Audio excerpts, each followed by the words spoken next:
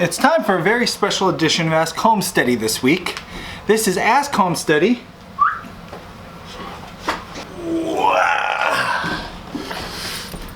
Puppy edition.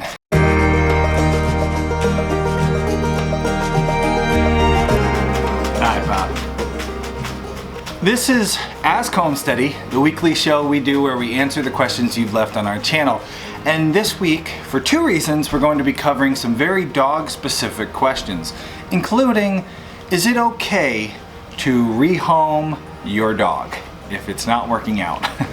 We're going to get into that question, going to talk about dog training, some tips and advice, a whole lot more. Let's dive right in. I wanted to cover this. We've been getting a lot of questions about dog training because of my owning Poppy and the fact that we're covering a lot of our training of Poppy on the channel. And not too long ago, we did a video that got some negative response from some people. I'm not going to show the comment. I'm not going to talk about the thread because I don't want anybody to get picked on if people agree or disagree. This is about answering your questions, not picking fights. Come here, Pop. So today what we're going to practice with Poppy, she's never been up on a table before. And I actually do a lot of dog training on a table. And I want her to get comfortable with it. This will be the table I'll be training her on throughout the winter time. So I figured this is a perfect opportunity. We can talk about training dogs. I can actually be training my dog while we work in this video, get her just happy and comfortable up on a table, and answer a lot of your dog questions because there's been a lot of dog questions in the last week or two.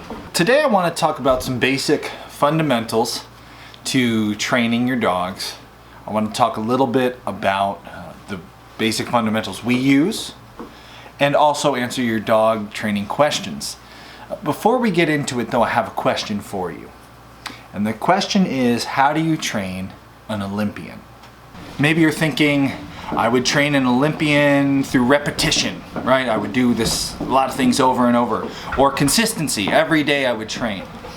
Those of you who are really thinking about this question are saying to yourself, wait, how would I train an Olympian? What kind of Olympian? Is it Winter Olympics? Is it Summer Olympics? Am I training a boxer? Am I training a skier or a snowboarder?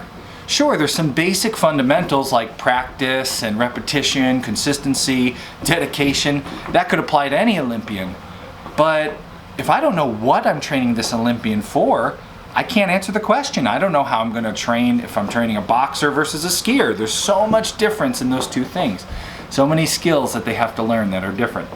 And that is the point I'm trying to make. Dog training is a lot like training an Olympian.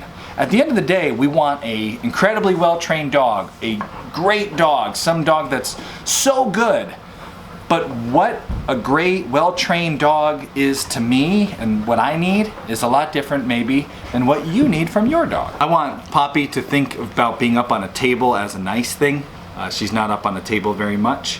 She's only been up on a vet table, and we all know those experiences are usually not fun.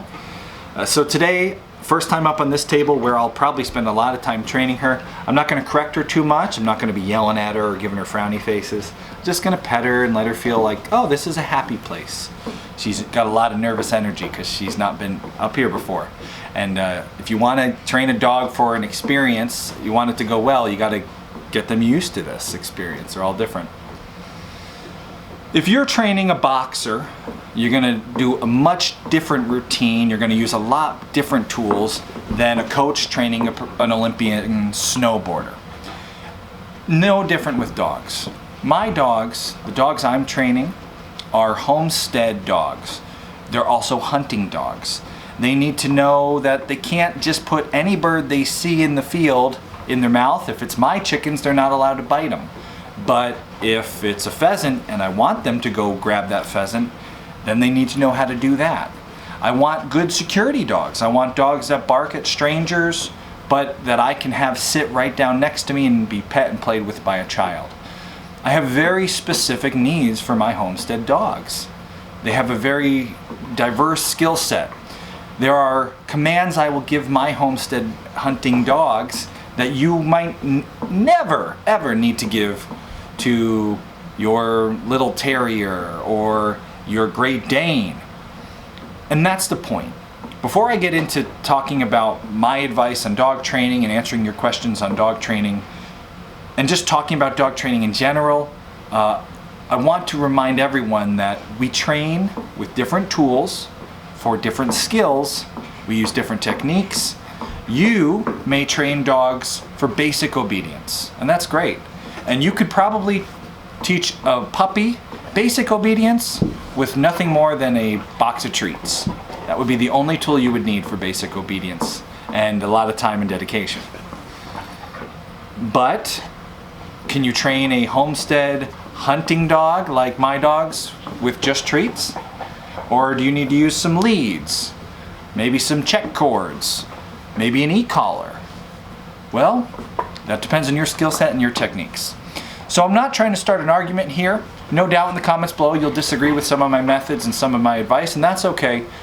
The point I want to get across before we dive into dogs, because as I've seen in the comments section lately, nothing gets people arguing more than talking about dogs. More so than like politics or anything. Dogs is like the most heated arguments on this channel in the last few weeks. Easy. It's okay to disagree, but we don't need to say cruel things, angry things towards anyone's tactics. And I say this because in the last couple weeks, like I said, there have been a few comments where people talked about my methods, a person or two talked about my methods in a very negative light, and I don't pick on how they teach their dogs. I'm not going to tell anyone else how to do their thing. I'll just talk about what I like to do, but I have happy dogs who like me, who are well trained, and I think that speaks for itself. So now let's get into the basic tenets of dog training a homestead hunting dog. What do you have to do? Let's talk about my just basic ideas behind it, and then we'll answer some questions. Let's talk about the fundamentals of training a homesteading and hunting dog like I have. So a homesteading hunting dog has to have a unique set of skills, much like that Olympic snowboarder has skills unique to snowboarding, or the Olympic boxer has skills that are unique to boxing. A homesteading dog needs to respect livestock. It can't be a chicken killer, it can't be a goat or a pig killer. A homesteading dog is good for some security, barking at strangers, barking at animals that don't belong on the property. Easy. A homesteading dog needs to be friendly to your friends and family, be nice with your kids. So while it barks at strangers and barks at things that move in the night, you're not worried when your little baby, your kids play with this dog. Bones, I have pictures on, I think it's our Instagram feed, of Bones sitting there calmly as ducks walked into his pen, drank from his water, splashed around. This is a bird dog that retrieves ducks, and yet our homestead ducks are safe with Bones. Will I be able to achieve the same results with Poppy? Well, this is a different dog. I can never expect the same exact results from a different dog. They're all unique. However, our training with Poppy over the next year or two is going to try to instill in her, to the best of our ability, respect for our animals, knowing what's off limits, and at the same time, not quenching any of her desire, her drive to be a hunting dog. Because in addition to the homestead side of things, I have Labrador Retrievers which I use for hunting. What skills does a hunting dog need? Well, these Labrador Retrievers need to hunt. They need to know how to follow a scent, flush a bird that they have found based off that scent. I would like to use these dogs for shed hunting, finding deer antlers, knowing how to recognize that scent and bringing antlers back to me. Deer tracking. The state of Pennsylvania has just made it legal, if you use a tracking dog on a leash, to find deer. I've seen tracking dogs in action. It's an amazing skill and it's very helpful finding the deer that you've shot. I would like to become a certified tracker for the state of Pennsylvania, and that's a possibility, something that we could train Poppy for. So these dogs have a very unique set of skills. My methods for training these dogs might be different than the methods that you use to train your house dog. My dogs go into what are life and death situations. We're out in the field, guiding people who are holding guns. Some people who are less used to hunting than we are. Maybe they don't have the best trigger control, muzzle control. I need to know that if I tell my dog to come, it's gonna come right to me and sit next to me and get out of harm's way. I need to know if I tell my dog to sit or blow on the whistle, telling it to sit, that it will sit. Even if it's chasing a bird, a pheasant it's supposed to retrieve, if that pheasant's headed towards the road, I need to be able to stop my dog instantly, knowing that it won't cross over into the road and get hit by a car. So every day I have to go out to the barn. Every day I have to feed animals. Every day I have to water animals. I have to watch animals and make sure they're healthy. And every day I have to train my dogs. Whether with Bones, it's just exercises, doing something that he's already really good at, or with Poppy, trying to instill the fundamentals of just basic obedience.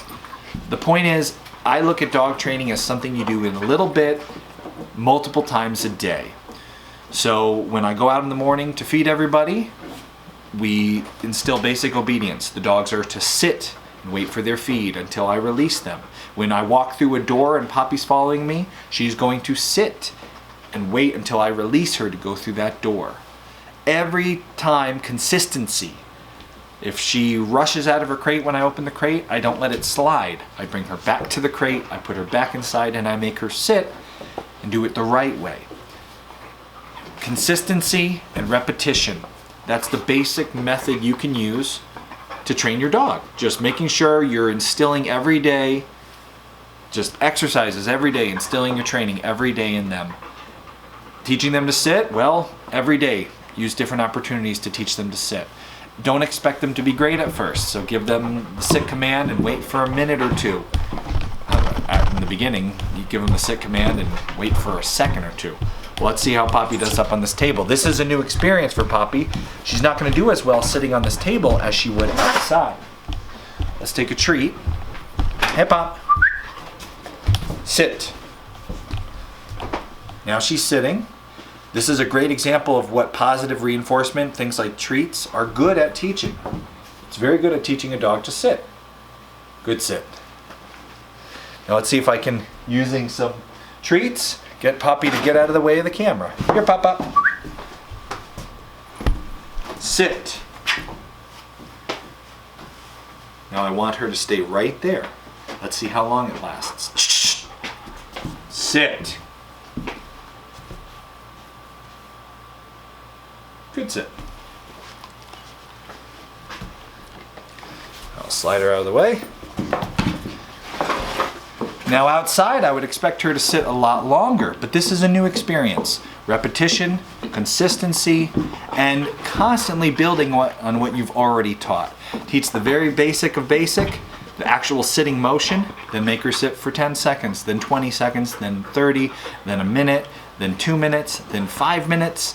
If I tell Bones to sit, in a recent video we showed, I was working, I told him to sit, and he sat there and watched me for 7 minutes. He didn't budge. I didn't need to say the word a second time. He knows when I ask him to sit, it means sit. Easy. She's getting fresh with me now. This is a high drive dog. She's going to be a lot more work to train than Bones was. But that's okay. I have the experience of Bones under my belt. It'll help with training this one. Now, as far as each command goes, we're not going to talk about that today. We have the basic principles behind what we do to train our dogs. We use positive and negative reinforcement. We use repetition and consistency every day, multiple practice sessions. One more thing I want to talk about is actually the amount of time we spend with our dogs in different circumstances. You watch our dogs in our videos. From time to time you see them for very brief periods of our videos running around outside or me working with them. And then in most of our videos you hardly see the dogs at all. And some have assumed from this that our dogs get to go outside for the exact amount of time they see in the video. So like 2 minutes a day every like 5 days or something. And that is far, far from the truth. Every day our dogs get outside time to run and play, just to have fun and play, where I'm watching them, but they get to run around and rip and tear. Every day they get training time, where I'm actually actively teaching them something and they're expected to listen to me and listen to my direction, and they'll get both positive or negative reinforcement based off what they're doing. Every day our dogs get some inside time. Sometimes they're inside the barn, sometimes they're inside the house. When I'm editing, I have them sitting next to me. As you can see today, we're inside the basement. Every day they get time inside their crate. They get to be inside their crate and rest, think about what they've learned, relax. Some people aren't a fan of crate training. Again, you don't have to agree with my methods or my techniques. However, I feel for a working lab like ours, with the nose that this dog has to be crate trained in order for its own well-being. A lab like this can smell something from just miles away and just like that take off to go find that thing. And if we just let our dogs run and play outside all day, they would wind up smelling something, going to investigate, getting lost, getting hit by a car. Something tragic could happen, and I have seen that happen. So our dogs are constantly under our supervision. They have time of the day outside to run and play. They have time where they're working with me. They have time inside. They have crate time. They have time where I put them in a larger pen inside the barn, where they can run around, play, drink, eat, relax. They can play with each other, but I don't have to worry about them just running away because they're just walking around outside. We do live in the country, but we don't live in the country where we're miles from anything. These dogs could easily wind up on a road. So if they are going to be running around and playing outside, it is under my supervision. I don't want to risk the well-being of my pups, so that I can just let them out the door and not pay attention to them. Not all dogs can be taught the same things or perform the same tasks. A lab is going to be better at some things than a German Shepherd, and worse at other things. Different breeds can accomplish different tasks. So it's always good to start with a dog that can actually do the things you want it to do. If you want to have a hunting, homestead, farm dog like Bones, get a Labrador Retriever from the line that I've purchased mine from, and you'll be well on your way. Once you have the right dog for what you want to teach it, we think about it back again to the Olympian example. You're not going to be an Olympic wrestler and an Olympic skier and an Olympic gymnast. You got to kind of pick one type of dog for one type of job. Someone who's going to be a good Olympic gymnast probably won't be as good of a wrestler. They'd have a lot of flexibility, so that would be good. But once you've got the right dog for what you want to teach that dog, and this applies to basic obedience, no, or more difficult tasks like retrieving and doing hand signals and things like I do with my dogs. The basic way that you teach the dog anything is by kind of showing it what it needs to do at a very small and controlled level, and then building on that. No. Right now she's trying to be dominant. That's what that paw action you see is.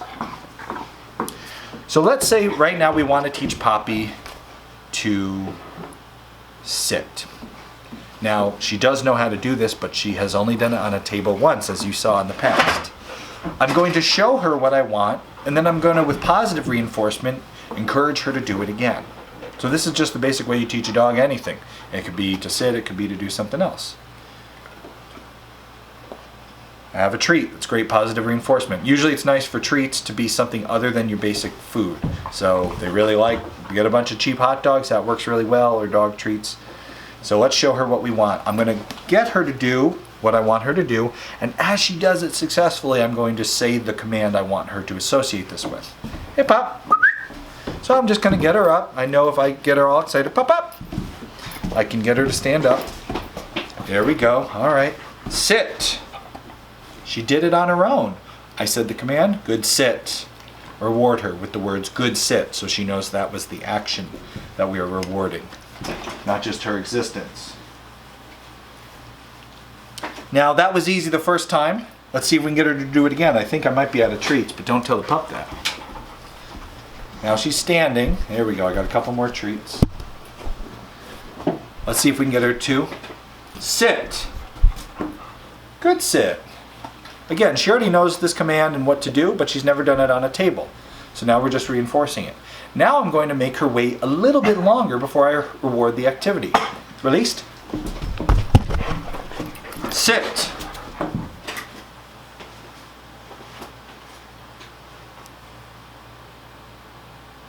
She's getting distracted, and that's usually when she'll stop listening. And that's when I'll give her some negative reinforcement. Sit.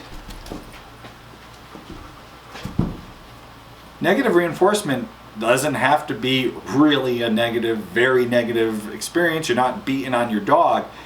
All I had to do there was a verbal correction. Sit. No pressure there, just a gentle, she feels just a barest little touch as I correct her stance. Good sit. Good girl. The next thing I have to do is just build on that. Expect her to do it for 10 seconds and then 20 and then 30 and then a minute. Being reasonable. I should not expect this dog to listen no to that sit command for a minute after she's only just learned it. So if you're teaching a dog anything, be reasonable in your expectations. Don't teach her the word sit and then expect her to be a master at it. That takes, again, repetition, doing it every day, a little bit longer, building on what you've already taught her. That's how I teach everything. A little showing the dog what you expect it to do, rewarding it for good behavior, negative reinforcement when it does something wrong, positive reinforcement when it does something right, and just building on that action over time till they get to the point where they're masters at it. And continually teaching and doing exercises. An Olympian doesn't become an Olympian by mastering snowboarding and once they've mastered it, not practice anymore. They continue to practice. And a good dog's no different. I take Bones out every day and do exercises with him.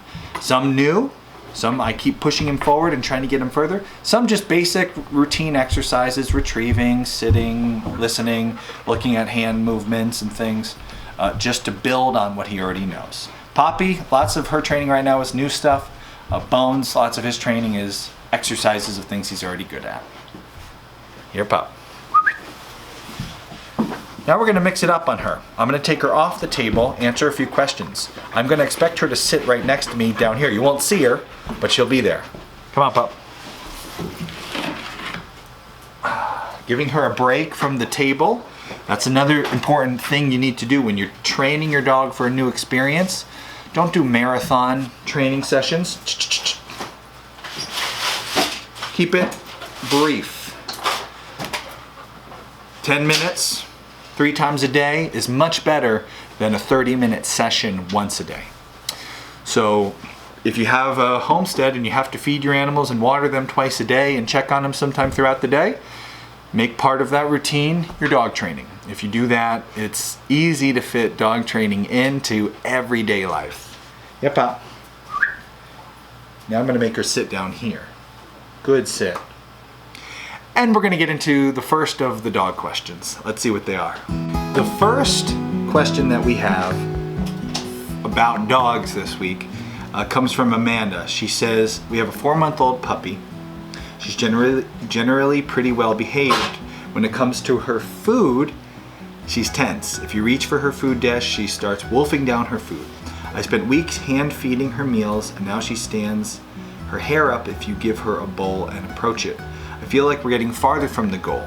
How would you approach this? Second question, are the kids allowed to ask commands of Poppy or just you? Great question, Amanda. I'm going to give you some advice. We have dealt with food aggression in the past. My first go-to advice with food aggression is the hand feeding. That's a great way to start. But you might find what you found with this instance. We experienced this with our very first lab. If you're slowing down their feed process, they may not appreciate it.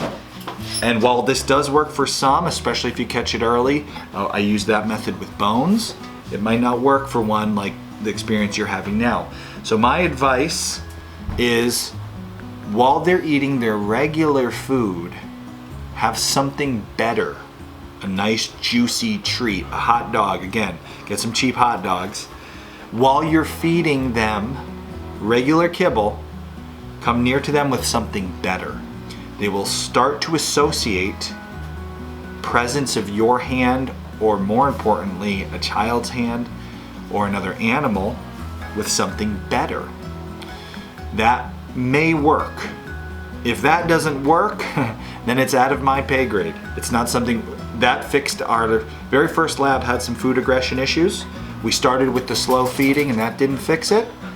Giving him the better treat did fix it. It made it so that there was no more food aggression. With Poppy, Bones was great. We had already done the hand feeding with Bones. He was not bad at all with any of us. When Poppy showed up, he showed signs of food aggression with her. So I started feeding them, the two of them together, under control while I was there. I was constantly watching and just giving Bones positive reinforcement. Because he's an older dog, all Bones needs for positive reinforcement, he doesn't need treats anymore. He just needs a good dog and a pet. And so while Poppy was there eating, I just good dog. And if Bones started to do something like growl, he would get negative reinforcement. Cut it out. Letting him know that I was not going to allow that as the dominant dog in the group. Not a dog, but you get the idea. So with your dog, try with positive reinforcement first. Show them that your presence is a good thing. You're going to add yummier food to their experience. Hopefully that helps. And if it doesn't, do what I did, and I still to this day do. Find a professional trainer who actually has dealt with this and can solve your problem. I don't profess to be a professional dog trainer. I'm very good at training my dogs what I need them to do with the help of professionals, and all my advice is based off professionals who I have paid and hired to help me train my dogs. My advice comes directly from the advice they've given me and from seeing it work with Bones. All right, the next question Amanda wanted to know, are the kids allowed to ask commands of Poppy or just you? Absolutely. This is an important part of training. You can train a dog to be a perfect listener to just you, and wind up leaving your house, leaving your dog with a house sitter, a dog sitter, or a family member, and the dog doesn't listen anymore. So part of your training process needs to be teaching the dog that in addition to you, it needs to listen to everyone else around you. And this takes time and effort, like all dog training does. With your family, you need to include them on training sessions. They don't need to be in all of them. It doesn't make sense for every day them to be a part of it. But when you're out doing the barn chores and your wife walks by, say, hey babe, come here for a second. Tell the pup to come. Here's a treat, give it to her when she does. When your kids run by, hey, come here guys. Tell her to sit. Here's a treat to give it to her when she does. And even planning sometimes with your family, hey, today I want to teach Poppy this. Can you come with me and spend the whole training session with me? She needs to know she needs to listen to everybody. Bones doesn't listen to anyone else as good as me, but he will listen. The same will be expected of Poppy. And when you have company, guests come to your property, people are incredibly foolish with how they handle dogs. People get crazy around dogs, especially the people who like dogs. People who like dogs are usually the worst people to have around your dogs because they love them, but they don't know how to treat them. They treat them not like you should treat a dog. They treat them like a stuffed animal. Oh, whoa, whoa, whoa. So I always instruct people who interact with my dogs before they even get close, before they even see my dogs, I tell them what I expect them to do. I warn them, okay, Poppy is a puppy, she's a jumper. We don't want her to jump. So when she jumps up on you, don't encourage it by petting her and say, hi, hi. Ignore her. Keep your hands up and tell her no. That way, they know how to act with my dogs. That will help me train my dogs so that now Bones doesn't jump up at all because he knows he's not supposed to. So definitely include other people. Let other people tell commands to your dog. That's part of training a puppy, is getting them to listen to more than just you. And one area that helps with this, whistle commands. My dogs are trained to whistle commands. While your voice might be different, a whistle, basic whistle command will sound the same. More intricate whistle commands may not. You can have your own come whistle and different commands like that. But a basic loud, hard blow that just means for the dog to sit, that sounds the same from everyone. Okay, next question. Barefoot backyard homestead. Really good question.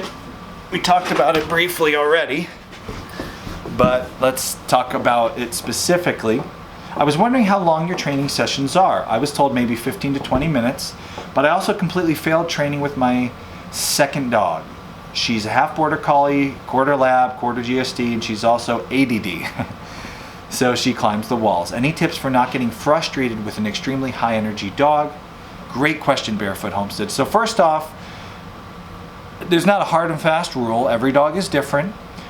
But what I would suggest as a rule of thumb is, like I said already, shorter but more frequent. So 15 minutes is a real good idea. You know, if you could do 3 15 minutes a day, that's better than an hour all at once, because especially a puppy can only handle so much. They're like kids. Kids can handle only so much at once, sitting and having to be obedient. They want to play a lot more. And that's where my next bit of advice comes in: how to not get frustrated with a high energy dog. Don't work with a high energy dog. Work with a low energy dog. And you're saying, well, I have a high energy dog. So do I. So I don't work with her when she's full of high energy. The first thing I let her do after I've fed her in the morning is go out and play, run, jump, wrestle the other dogs, go crazy. Try to drain her of as much energy as possible. It is much easier to train a tired dog than it is a dog that's full of energy. So try to get some energy out of your dog. Play first before training. If they like retrieving a ball, just chuck a ball or a stick. If they like, wrestling with another dog on the property, let them wrestle. Whatever will get the energy out of them the quickest, the fastest. First thing I used to do with Poppy in the summer when we first got her, and in the early fall, I don't do it this time of year because I just don't feel like it. I go for a run with the dog, a jog, a walk. But just let him go with me for an hour-long walk, get him good and tired. Then when I come back, that's when it's training time. So whatever you can to get that energy level lower, do. As far as getting frustrated goes, it's very important when you're training your dogs, you are the one who gets frustrated. They have good days and bad days, just like you and me. There's training times where, even with Bones, there's some training sessions, I'll be doing something with him he's done 50 times, and he wakes up that morning and he doesn't know what I'm saying. He's like, I don't... No. He's forgotten completely what I want him to do. But don't we all have bad days? It's good to understand that about your dog. If every day is a bad day, you're doing something wrong. But if you're having a session where the dog's just not getting it, not understanding what you want, and on a happy note, play a little bit with them, then put them away or put them in their run or wherever you put your dog. Leave it be. It's better, don't let yourself get frustrated. I learned this on my first lab. My first lab, I would get very frustrated and angry. And that just makes training sessions scary and unhappy and unpleasant for the dog. You can get an angry voice quickly with your dog to let them know they're doing something they're not supposed to. Hey, cut it out. She's not supposed to bite my hand for that treat. Ah. But then you're nice. Then you're saying, okay, easy, good girl. That's okay. It's when you're going constantly, oh, cut it out, oh, stupid dog, oh, and you're just worked up and, throwing stuff, and definitely don't be hitting your dog or kicking your dog. All your contact with your dog's got to be nice and positive. Don't allow yourself to get frustrated. If your dog is frustrating you, and it happens to all of us, happens to me all the time, just stop doing what you're doing. End the training session on a happy note in whatever way you can. Have her do something you know she can do. All right, she's not doing well with retrieving or coming or whatever, but I know she'll sit for a treat. Have her sit for that treat and then say, good girl, you're a good girl, you're so smart. And then let her run and play and put her away happy. So don't let yourself get frustrated. Walk away if it's not going well. And try again later. Do something different. Mix it up. Keep mixing it up. Don't try to do the same thing over and over if they're having a hard time with it. Those are the ways that I've avoided getting overly frustrated with dogs. It's easy to have that happen. Dogs will frustrate you, but don't let it get to you. Just, you're the human in the situation doing the training. Don't let them frustrate you and then let it ruin the training. Because then they will not like training time. They will know when it's training time. They won't like it. They will feel tense and they won't be ready to learn. And you can ruin a dog that way. Absolutely, you can make it where it's just you're not going to be able to train it. And that's the worst thing you could do. Great question. Let's get on to the next dog question. This is a cool question. Chelsea wanted to know, would I be training different if I didn't hunt with my dogs? What breed of dog is best as a family farm dog if we don't want to be a worker for protection or hunting? If the dog is just for a family companion, would you recommend still getting a puppy?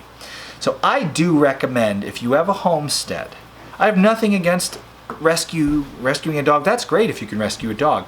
If you're a person who just wants to own a dog and no other animals and you want to rescue one, that's awesome. You're a great person. But if you have a homestead and lots of livestock and animals, I do not recommend rescuing. I do not recommend bringing in older dogs unless they have already been socialized to the farm. Because the best chance of having a dog that won't kill chickens is to own a dog that's never killed a chicken. And that happens at puppy age. Making sure at this age they learn not to kill your chickens, and at this age they learn not to kill your goats, and at this age they learn not to mess with cows. So I do, Chelsea, recommend if you're going to have a homestead dog around other livestock, get a puppy. You're in control. Don't buy from a puppy mill. Don't buy from a backyard breeder. Find yourself a really good breeder who's specialized in the kind of animal you want, and then find 2 more of them and email, interview customers of theirs, do your research, make sure this is a person you want to work with who will take time with you. The breeder I brought my dogs from, Jack, the very first conversation I had with him was an hour long. I didn't give him $1. He didn't know I was going to buy one of his dogs. He took an hour long with me just answering questions. And then he gave me a questionnaire to fill out because he would not give his dogs to just anyone. I should say sell his dogs to just anyone. That's the kind of breeder you want to work with. Now, if you're just getting a family companion and it's not going to be around animals or livestock, if it's just a family companion, sure, get an older dog, do a rescue thing. That'd be great. That's what my parents did. I have a lot of family members who've done that, so that's a nice thing to do, as long as you don't have livestock that could be killed by that dog. Would I be training my dogs if they were not going to be hunters or for protection? Absolutely. I wouldn't be training near as much as what I train my dogs. I'd be training them basic obedience and to respect our livestock, but I would not have to put all the work into the retrieving or the tracking side of things. So I would. Now, would some of my commands be different? Sure. I teach commands that mean different things for different kinds of dogs. An example, someone in the comments section of one of our recent dog videos, I tell my dogs mark. That means watch what I'm throwing. Other people use that command for other tasks, including, I think, going to the bathroom. So it depends on what your goals are. So Chelsea, yes, I definitely would train my dogs different if they weren't going to be hunting dogs. But all my dogs are hunting dogs, so they get trained this way. Similar questions here, but I did want to cover something. Homestead housewife, I talked about in a recent video where I don't teach, when I tell my dogs to sit, I don't teach them stay. And Homestead housewife wants to know why. When you tell a dog a command, you're training that dog to listen to that command. So when you tell a dog to sit, you want it to do that, to actually do that motion. But then you should have a term that releases the dog from that. So they should do your command and be doing that command until you release them of that command. This is part of basic obedience. Every dog should know when you say sit, it means to do that. Stay is an additional unnecessary command. If you have to use the term stay, it just means you haven't reinforced the sit term well enough. There's no reason a dog, when you tell it to sit, should only do that for a moment. If you need that dog to sit, you need that dog to sit. So the whole stay thing is it just means you weren't good at teaching them to sit. So I'm not saying anything, I'm not, being mean to anyone who has taught their dog stay. If you've already gone through that process, that's fine. But in my opinion, if you're going to start from scratch training a dog, just teach them to sit and let them know that sit means sit until you release them of their duty. As you can see right now with Poppy, she's capable of just a couple seconds. If she's outside in a familiar area, maybe 20 seconds. Bones, he's up to the 10-minute mark. He can sit for a long time, maybe more than that. So stay unnecessary. Try to keep your commands simple so that you don't have to put a whole string of commands to your dog. The less you have to say, the better. A lot of people, when they're teaching sit, suggest teaching the dog first without saying a word. I can make Bones sit without saying the word sit. I can just give him a look, and he knows what I want him to do. The less you have to verbally say, the better. The more you can communicate with your dog without even saying it, or the least words you can use to get the point across, the better trained that dog is, the better it will work out in the long run. No. Next question. And Homestead Housewife says it sounds a lot like training kids. So yes, it is a lot like training kids. The first years of their life, in and out, snow. I don't want her doing this. See this thing with the paw? People teach a dog to shake. That's a dominance move. And I do not want her telling me she's dominant. I'm the boss here. All right, next question. Roy has a good question. He says, amazing work you're doing with your dogs. Thanks, Roy. Again, you know, I'm doing a certain kind of work with my dogs. Oop. Other people might be doing different kind of work. At the end, as long as you got a nice, well-behaved, happy pup, that's the end goal. He says, I realize that Poppy is still in training, but Bones is keyed into Os voice specifically. Is Bones' voice keyed into Os voice specifically, or would he obey the same commands if Kay gives them? So we touched on this a little bit, but I wanted to answer Roy's question directly. Bones will listen to me better than anyone, because I spend the most time with him. Just like as a young kid, you probably would listen to your parents more than any other adult. I don't know if that's true. A lot of times you hear your kids were so well behaved and you're like, why won't they do that for me? But Bones does listen to me much more. He's better for me than anyone. When I'm not home for a day, the family tells me how Bones was so naughty because he wouldn't listen to this or that. He will listen to Kay, though, for basic commands. He will listen to the kids for basic commands. But he knows with me, he better listen. The family, he gets away with a little bit more because they don't spend the same time as I do with him. But he will listen. If they tell him to come, he will come. If they tell him to sit, he'll sit. It's the more nuance. If they tell him to sit and they walk away, he's going to probably go off and run. If I tell him to sit and I walk away, he knows I'm expecting him to stay sitting. So while he's not as good for the family, he's still very well trained for them. He is keyed in on my voice more so than others. An example of this, we were out hunting and some people in the comments mentioned this. He did listen to Jack. Jack gave him some commands and he listened to him. However, at times he just doesn't pick up on the voice saying certain commands unless it's me. So they do listen to me the best. And that is similar with lots of animals in training. I see that with the cows. They are much more in tune with Kay than they are me. And that's because of the time Kay spends with the cows. So good question, Roy. You can see the difference in a long training session. She's calmed down a lot more. Just nice petting. I'm just teaching her that this is a nice place to be. Very small increments. When you're training a dog, don't expect him to make leaps and bounds. It's very small increments. Today's goal was just to get her up on a table and let her feel comfortable, like it's a nice happy place, so that next time I want to put her on a table to teach her something harder, she won't be so scared or worried. She'll feel confident. You really want to have a confident dog. Your training should instill confidence in them and not make them feel like scared or hurt or afraid of you. You want your dogs at the end of each session to feel good. It won't always happen, especially if you're new at dog training or if you have a very challenging dog. But the goal should be at the end of every session for you and the pup to be buds and them to feel like they did good. And that's what this is all about. This is just getting her used to this experience and that it's a nice one. And then that way when I'm teaching her something on the table and we have a moment where she's not listening and I gotta correct her sternly, she's not scared already just to be up on the table. Her only experience with tables is vets and getting shots.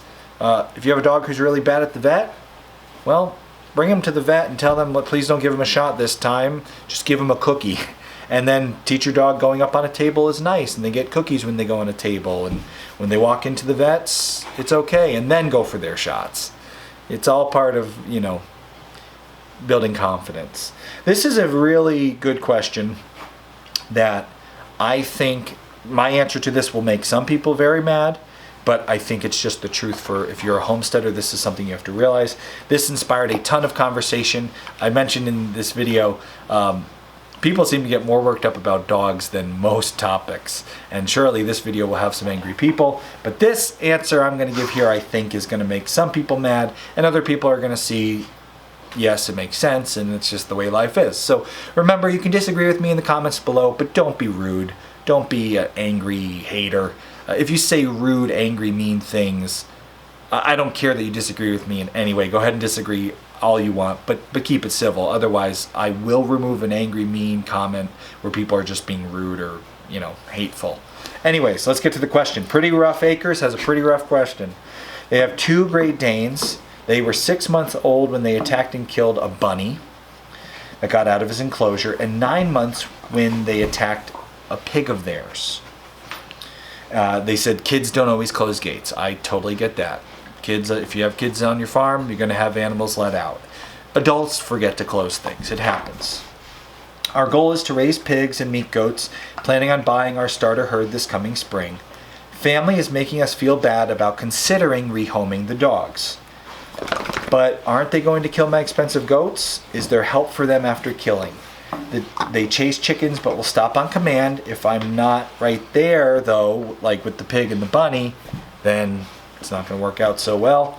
They're microchipped, spayed, neutered, purebred. They have a lot of money invested in them. Rehoming would be tough emotionally, but if they kill my goats, that would be worse. So let's break this question up, Pretty Rough Acres, because it is a pretty rough one, and this had a lot of people commenting on what should be done, what should or shouldn't be done. So first off, you did some things right and you did some things wrong. And we can all admit that, right? We can all understand that sometimes we do things that are right, sometimes we do things that are wrong. We all make mistakes. I have had animals die on my watch, so I'm not being mean when I say this, but your dogs should never be unwatched. What's the right word here? Your dog should never be alone with livestock unless they are a well-trained livestock guardian dog, like has been trained for years. So the fact that that happened, you have to take ownership of that, right? That's your fault. Well, we let our dogs, even if the kids left the gate open or whatever happened, ultimately when your animals kill something, it is your fault. And so that's part of what you did wrong. What you did right is you bought good quality animals, good quality dogs. You microchipped them so you could identify them. You went through the spaying and neutering so that, you know, they wouldn't make a bunch of babies in the wild. You've invested money in a good quality animal. They will stop on command, so you have done some basic training. So those are some things you did right. But what wound up happening, they killed an animal. They killed attacked 2 animals. Let's break this into multiple questions here. No. I don't want her biting me. We don't want biting.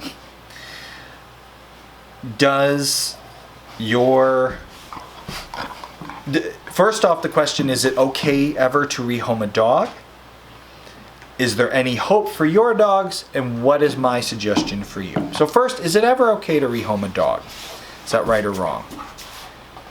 This is, I think, what might make some people angry to hear, but this is just the truth. We all have to go through experiences in life to know whether or not we like something or if it's a good fit.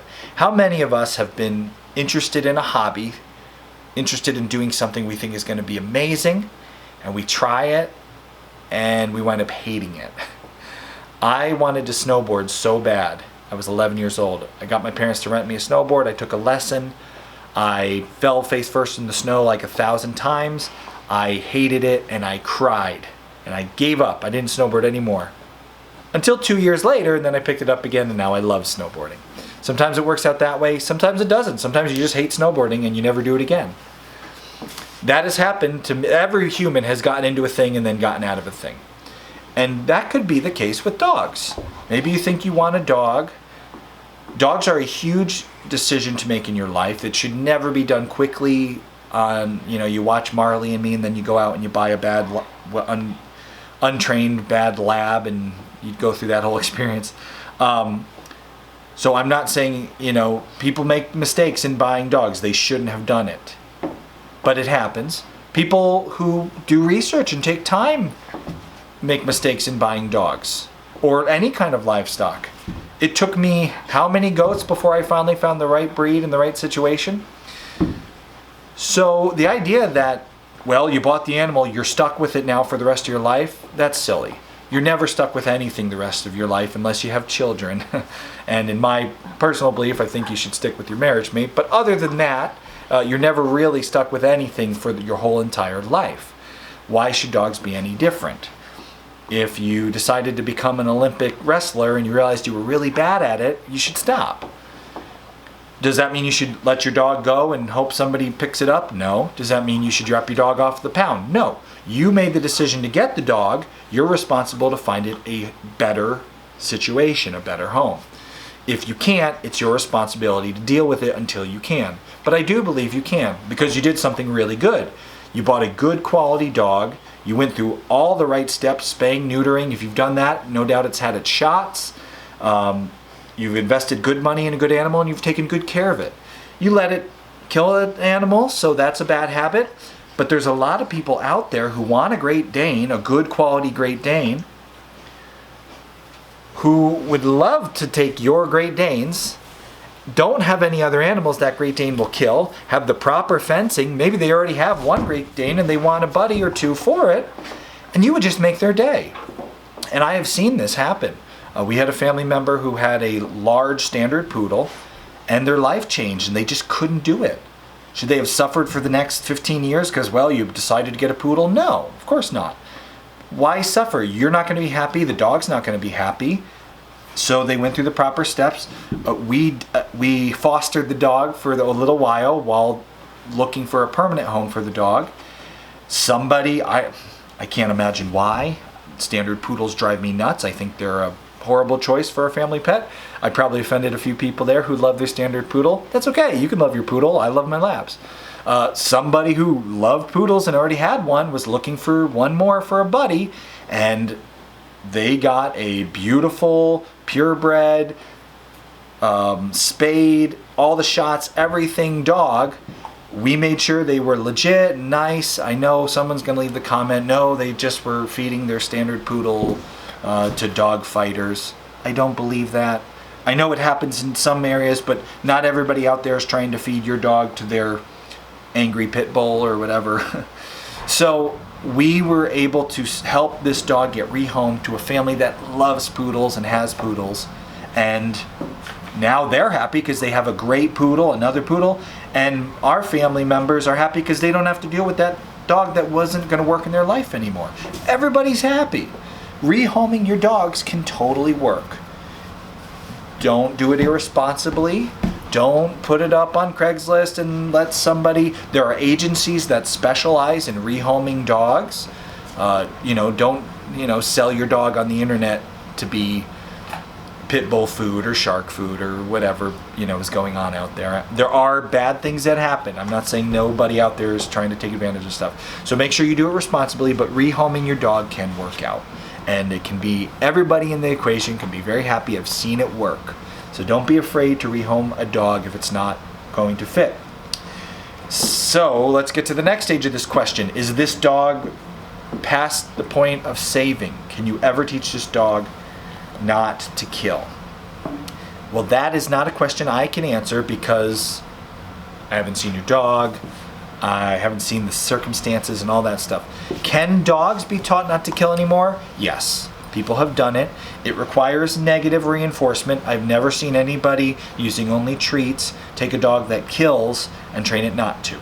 I've seen people use e-collars to train dogs to avoid the livestock altogether. That might sound cruel to you, but modern day e-collars have adjustable amounts of power. You don't slam the dog and hurt it. It's no different than using an electric fence with any of your other animals. No.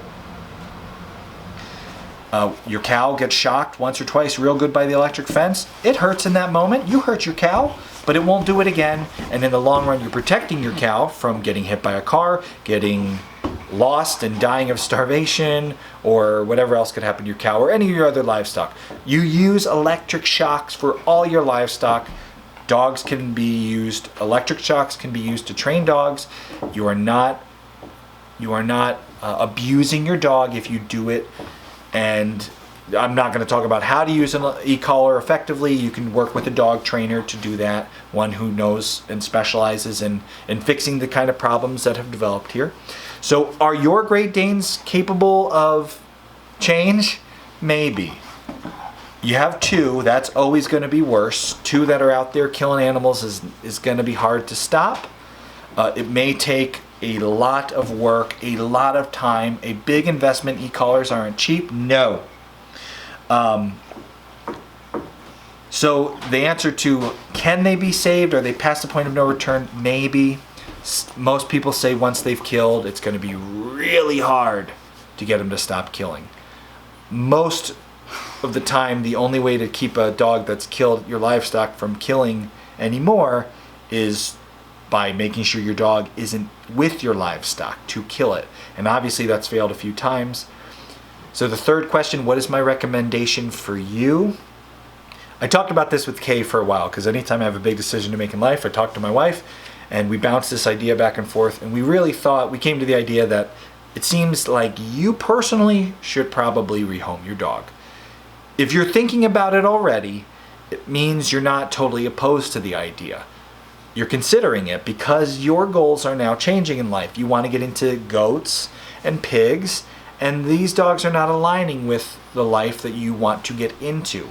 And if your life is changing and it's not going to be happy for the dogs and not going to be happy for you, well, as we talked about in the first question, you can find a better option for those dogs, a better life for them, and it'll equal a better life for you.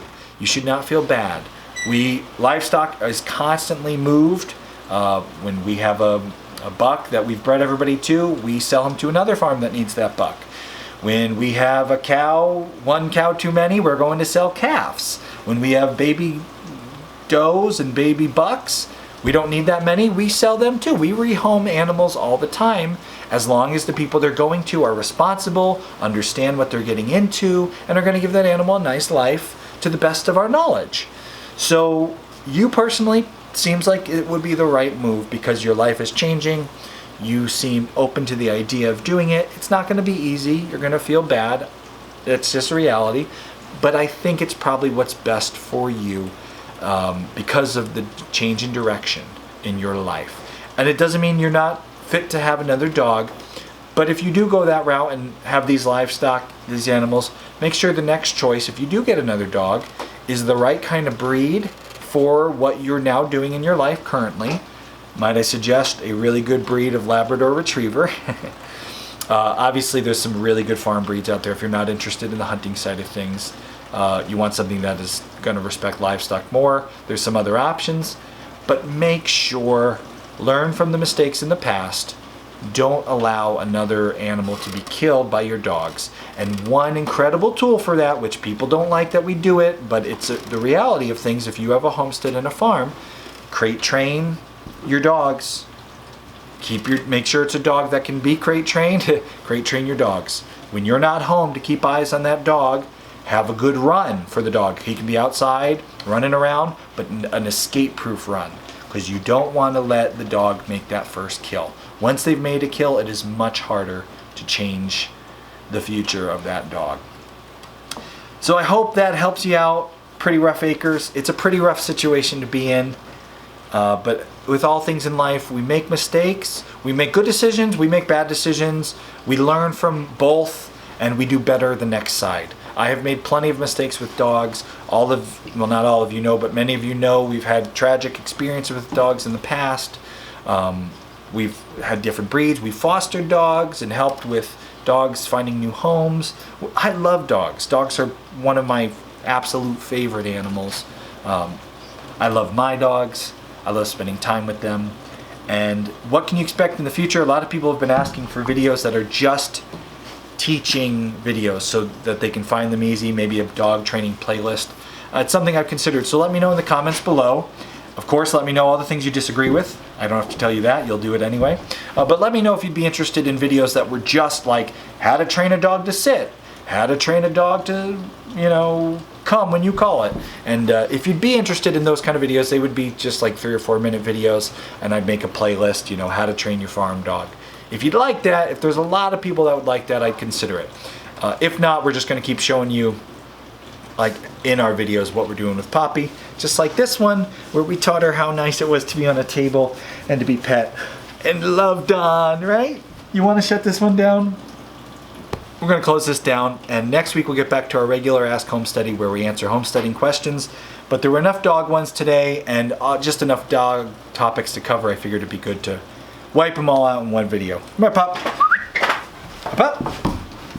Come on, Pop. Oh yeah, that got you excited. Oh, hey, what do I got for you? You all out of treats, you? We're all out of treats. I think I have one more in my coat. Uh-oh, we're all out. Can I make her listen without one? Sit. Look at that, good girl. Good girl. I don't have a treat, but petting is another kind of positive reinforcement. Good girl. You did so good. All right, let's shut it down.